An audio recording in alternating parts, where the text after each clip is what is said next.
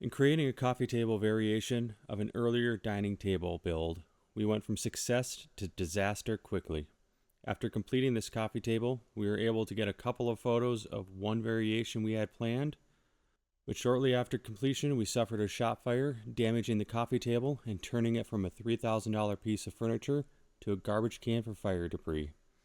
Hello, I'm Zach, and I'm with Lavelle Woodworking Studio. Let's start at the beginning. The foundation of this table is the 12 staves that make up the circular design.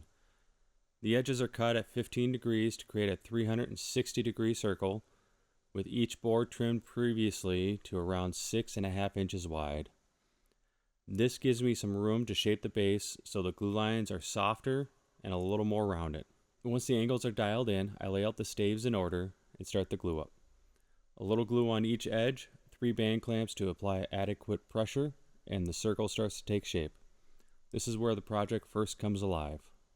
Now for the part that really defines this piece. After the glue cures, I move into grinding and sanding to bring the form together. This isn't a perfect circle. Each joint is rounded over toward the center of its stave, creating a flowing, organic shape instead of a uniform ring. I start with coarse Holy Galahad grinding disc to knock down the high spots and blend the joints. Then I work through the sanding grits, shaping each transition until the whole piece feels smooth and intentional. This is slow, dusty work, but it's where the character of the piece emerges.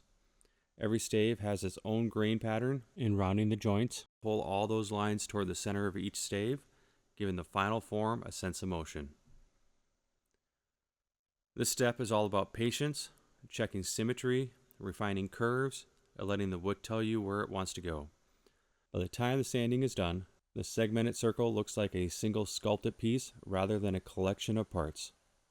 Top was finished off camera and attached and sanded flush to the base.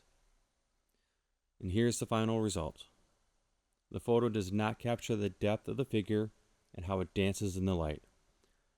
Turned out great and was just one variation of the dining table I had planned, for the second variation was not able to see the light of day after the fire. Even though the original was lost in the fire, I'm grateful I documented the process. Sharing these builds keeps the craft alive, and maybe it'll inspire your next woodworking project. If you like this video, please hit the like button, and if you enjoy learning more about woodworking, furniture building, furniture restoration, or the business of woodworking, hit the subscribe button to be notified as new videos are posted. Till next time, have a wonderful day.